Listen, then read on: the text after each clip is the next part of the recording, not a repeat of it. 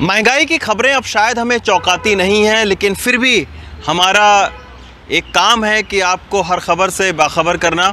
तो महंगाई का एक और झटका अब बैंकिंग सेक्टर की ओर से उन लोगों को लगा है जिन लोगों ने home loan, car loan, personal loan, इस तरीके के तमाम सारे अगर आपने लोन ले रखे हैं बैंक से, तो महंगाई का एक और झटका आपको अगले महीने से लगेगा। सार्वजनिक उपक्रम की सबसे बड़ी जो बैंक है SBI, state bank of India, उसने अपना MCLR को बढ़ा दिया है। MCLR के बढ़ाने से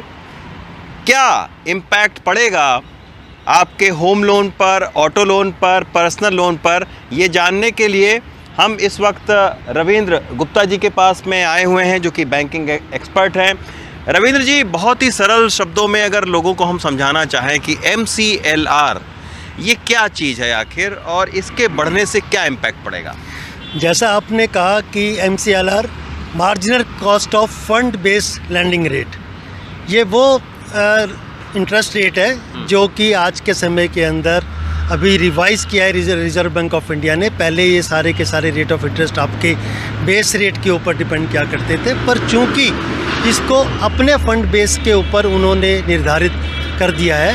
उस आधार पर MCLR जो है ऑटो लोन के लिए, कार लोन के लिए, होम लोन के लिए इसको लागू किया गया है। चूँकि जैसा आपने कहा कि अभी हाल ही के अंदर बैंकों ने अपने जो डिपॉजिट रेट हैं, जो लोग बैंकों में अपनी जमा राशि रखते हैं, उसके रेट ऑफ इंटरेस्ट को बढ़ा दिया। तो उस प्रकार से जब उनका एक मार्जिन थोड़ा स्क्वीज़ हो जाता है, तो उसका फिर वो जो है अपने ऋण धारकों के ऊपर भी डालते हैं। तो 15 अप्रैल से स्टेट बैंक ऑफ इंडिया ने अपने MCLR को बढ़ा दिया 0.1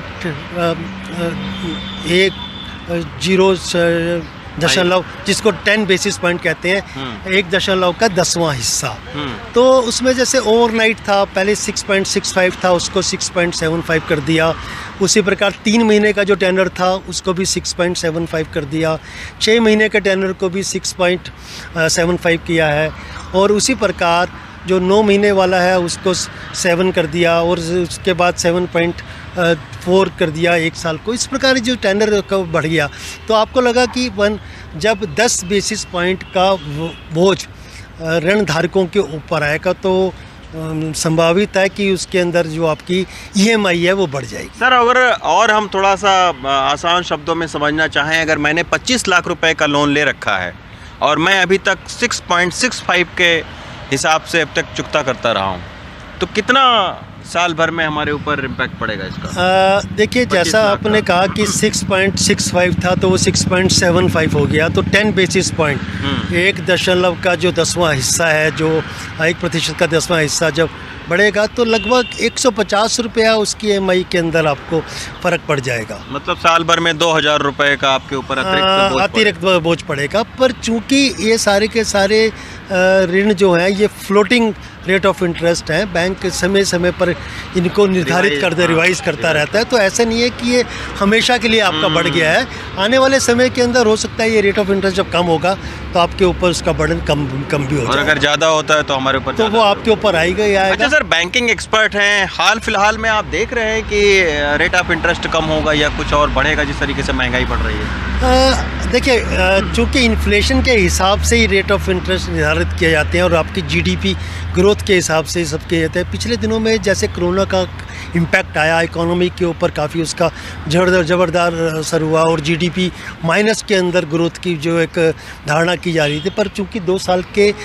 इतने इम्पैक्ट होने के बाद भी काफ़ी से स्तर तक इकोनॉमी रिवाइव कर गई है, और इतना ज़्यादा बर्डन हमको लगता नहीं है कि जो ऋण धारकों के ऊपर अभी इसका क्यों पड़ा है। क्योंकि एक समय के अंदर आप देखेंगे, एक ज़माना हुआ करता था 20 साल पहले, जब कोई भी रेट ऑफ इंटरेस्ट 10 या 12% से कम नहीं हुआ करता था, और आज के समय के अंदर 6, 6.5, 7% के ऊपर ऋण धारकों को ऋण मिलता है। और उसी प्रकार डिपॉजिटर का जो पैसा है उसके रेट ऑफ इंटरेस्ट भी कम हो गए। उसमें बैंकों का एक स्प्रेड रहता है कि अगर आप ऋण के रेट कम कर देंगे तो डिपॉजिटर को भी रेट ऑफ इंटरेस्ट आपको कम देना पड़ेगा। अच्छा, अब एक सर और अंतिम सवाल आपसे ये जानना चाहेंगे कि हाल फिलहाल में जब रेपो रेट नहीं चेंज हुआ है, तो SBI जैसे एक बड़े बैंकिंग सेक्टर ने अपने पॉइंट्स को बढ़ाया है 10 पॉइंट्स को, तो क्या इसको फॉलो करते हुए दूसरे बैंकिंग सेक्टर या दूसरे बैंक अपना ब्याज दर बढ़ा सकते हैं? स्टेट बैंक ऑफ इंडिया ने अपनी दर जो बढ़ाई है वो 15 अप्रैल से बढ़ाई है, और उससे पहले बैंक ऑफ बड़ौदा 0.05%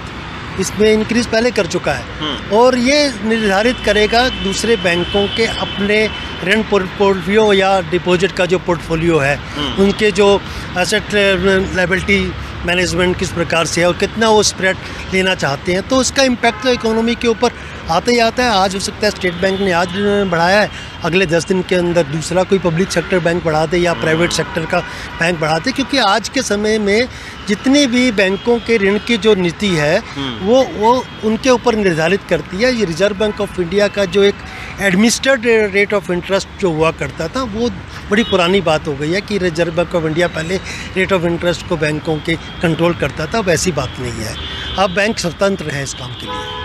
धन्यवाद। तो ये थे रविंद्र गुप्ता जी, जो ये बता रहे हैं कि हो सकता है आने वाले दिनों में SBI, जो कि सार्वजनिक उपक्रम का सबसे बड़ा बैंक है और इससे लाखों जो ग्राहक हैं वो जुड़े हुए हैं, तो हो सकता है इसी को फॉलो करते हुए दूसरे बैंक भी अपने जो होम लोन है, पर्सनल लोन है, जो ऑटो लोन है, उसको बढ़ा सकते हैं। दिल्ली से रवीश रंजन शुक्ला, NDTV इंडिया।